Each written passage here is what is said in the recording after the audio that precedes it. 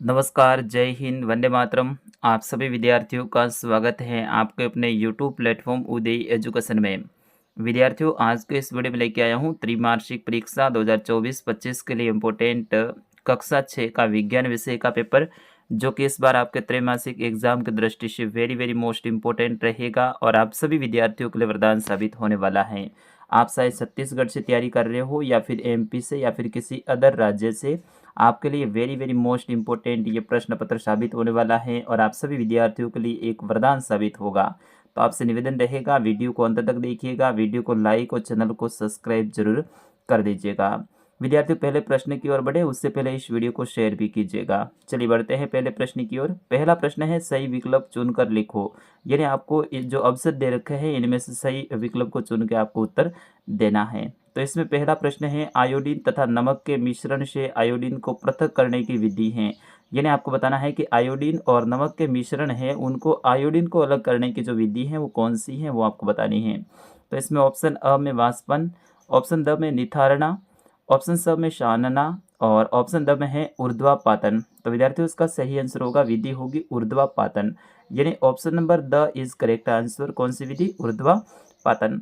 फिर उसके बाद में दूसरा प्रश्न है विद्यार्थियों कि खनिज अधिक मात्रा में मिलते हैं। आपको बताना है कि खनिज है वो अधिक मात्रा में कहाँ पर मिलते हैं। तो ये प्रश्न बहुत इंपॉर्टेंट है विद्यार्थियों। इसका सही आंसर क्या होगा? खनिज हैं जो अधिक मात्रा में भूपर्पट्टी पर मिलते हैं। तो ऑप्शन नंबर ब इज करेक्ट आंसर, भूपर्पट्टी। ठीक है। फिर उसके बाद में अगला प्रश्न है, निम्न में उत्पादक हैं, इनमें से आपको बताना है कि उत्पादक कौन है। ठीक है ना? खरगोश, घास, बगुला या मनुष्य। तो विद्यार्थियों, इसका सही आंसर होगा, इनमें से जो उत्पादक हैं वो आपका घास हो जाएगा। ऑप्शन नंबर ब इज करेक्ट आंसर, घास। क्या होगा? घास। ऑप्शन ब आपका सही आंसर रहेगा। फिर उसके बाद में बढ़ते हैं अगले प्रश्न की ओर। अगला प्रश्न है, निम्न में से कौन सा ग्रह नहीं है। आपको बताना है इनमें से कौन सा ग्रह नहीं है। तो विद्यार्थियों, इसका सही आंसर होगा, इसमें जो चंद्रमा है ये ग्रह नहीं है। तो option number the is correct answer, चंद्रमा। चंद्रमा क्या है? ये एक उपग्रह है। फिर उसके बाद में अगला प्रश्न है, इत्र की गंध दूरस्थ कोने में अनुभव की जा सकती है। किसके कारण जो इत्र होते हैं, इत्र का मतलब है जो सेंट वगैरह होते हैं, इनकी जो गंध है या फिर सुगंध है वो दूर तक कोने तक अनुभव की जाती है। इसका कारण क्या है? तो विद्यार्थियों, इसका कारण है वो आपका विसरण विधि के द्वारा। यानी क्योंकि उनका जो है वो क्या होता है, जो सुगंध या फिर जो गंध है उसका विसरण होता है। तो ऑप्शन ब इज करेक्ट आंसर। फिर उसके बाद में दूसरा प्रश्न है, ये भी बहुत इंपॉर्टेंट है, कारण बताना है आपको। इसमें क्या करना है? कारण बताना है। कारण बताना है। इसमें पहला देखिए, खाना पकाने के लिए बर्तनों के हत्थे प्लास्टिक या लकड़ी के क्यों बनाए जाते हैं। यानी जो खाना बनाते हैं तो उसमें भी जो बर्तन होते हैं उनके जो हत्थे हैं वो प्लास्टिक और लकड़ी के क्यों बनाए जाते हैं?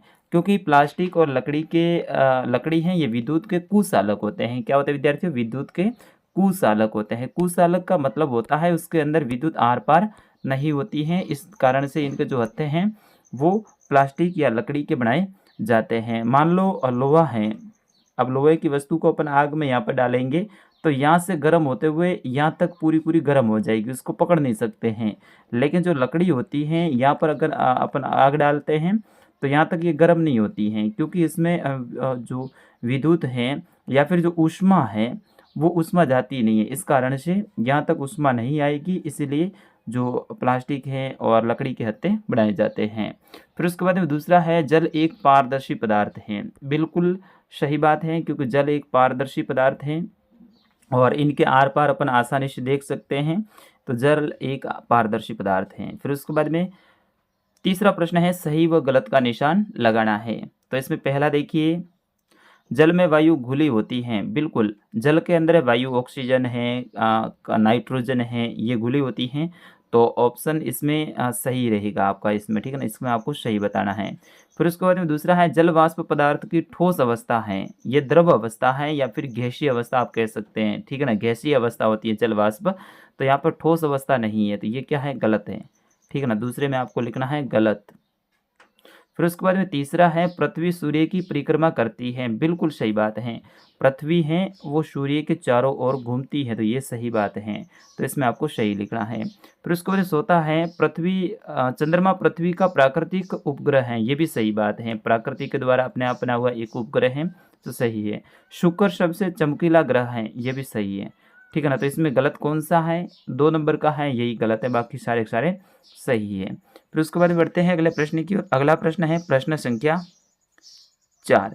इसमें सही जोड़ी बनानी है, आपको सही व्यवस्थित क्रम में बनाना है। तो उपग्रह क्या है? चंद्रमा है, तो पहले का हो जाएगा चंद्रमा। फिर उसके बाद में रेत तथा लोहे का चूर्ण, रेत तथा लोहे का चूर्ण, तो इसमें जो है आपका सही आंसर होगा चुंबकीय पृथक्करण। ठीक है ना। फिर उसके बाद में गंदे पानी में फिटकरी मिलाना, तो इसमें जो गंदे पानी में फिटकरी मिलाते हैं तो इसका संबंध किससे हो जाएगा? सोते से। आपका सोते का संबंध है वो भारण से हो जाएगा। ठीक है ना, भारण से हो जाएगा। और इसमें तीसरा अपन भूल गए थे, तो पृथ्वी का मध्य परत है वो कौन सी होती है? उसे कहते हैं मध्य परत को प्रावर। ठीक है। और फिर उसके बाद में जो लास्ट रहा है पृथ्वी का सबसे नजदीक ग्रह, तो वो शुक्र है। इस तरह से आपको इसमें मिलान करना है। फिर उसके बाद 5वां प्रश्न है खाली स्थान को भरना है। 5वें में क्या करना है? खाली स्थान को भरना है। तो ये भी बहुत इंपॉर्टेंट है विद्यार्थियों। तो पहले में आपका खाली स्थान है वो उसमें आ जाएगा चुंबकीय पृथक्करण विधि द्वारा कचरे के ढेर से लोह चूर्ण पृथक करते हैं। पृथक्करण विधि कौन सी? पृथक्करण विधि, चुंबकीय पृथक्करण। फिर उसके बाद दूसरा है सभी पदार्थ खाली जगह घेरते हैं तथा उनमें होता है। तो सभी पदार्थ स्थान, पहले में लिखना है स्थान घेरते हैं, दूसरे में लिखना है भार, उनमें भार होता है। ठीक है। फिर उसके बाद में तीसरा है सूखी पत्तियां विद्युत की कुचालक होती हैं। कैसी होती हैं? कुचालक, तो इसमें लिखना है कुचालक। ठीक है। फिर उसके बाद में जो चौथा है हरी घास, तो हरी घास इसमें आपको मोर दे रखा है, तो ये थोड़ा सा प्रश्न रॉन्ग हो गया है, तो इसको छोड़ दीजिए। और संतरे का रस जल में घुलनशील होता है, तो इसमें घुलनशील आपको लिखना है। ठीक है। इस तरह से आपको इनके आंसर देने हैं।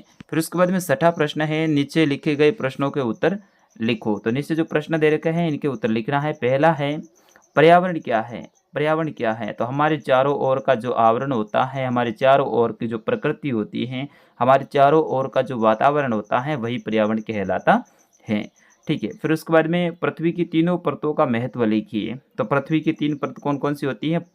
परपट्टी, मेंटल और क्रोट, तो इनके आपको महत्व लिखने हैं। फिर उसके बाद में अगला है पारदर्शी, अपारदर्शी और अल्पारदर्शी पदार्थों में अंतर लिखिए। पारदर्शी वे पदार्थ जिसके आर पार देखा जा सके पारदर्शी पदार्थ कहलाते हैं, जैसे कि जल।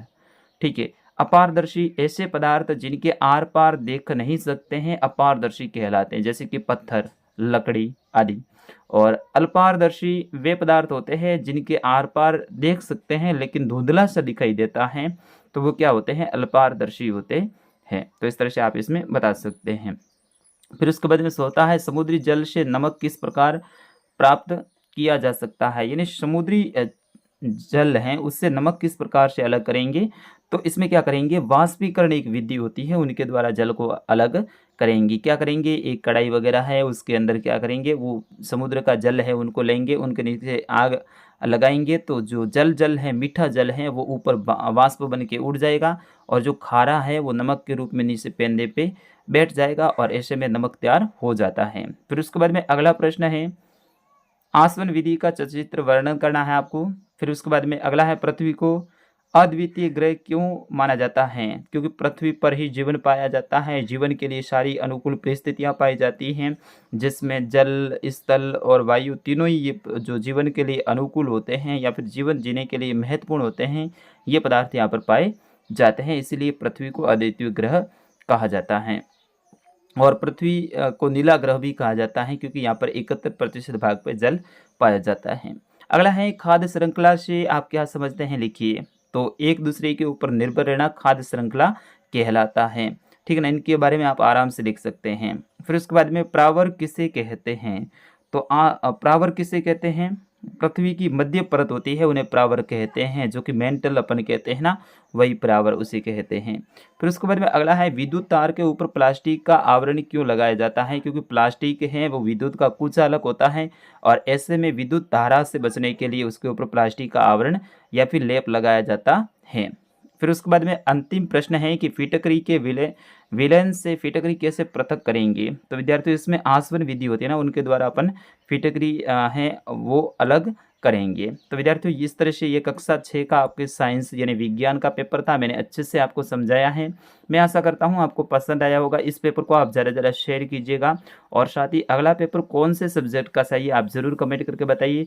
अभी तक विद्यार्थियों आपने चैनल को सब्सक्राइब नहीं किया तो चैनल को सब्सक्राइब कर लो, आपका अपना चैनल है और यहाँ पर अच्छे से आपकी तैयारी करवाई जाएगी। तो फिलहाल मिलते हैं अगले वीडियो में, तब तक के लिए मुझे अनुमति दीजिए। नमस्कार, जय हिंद, वंदे मातरम।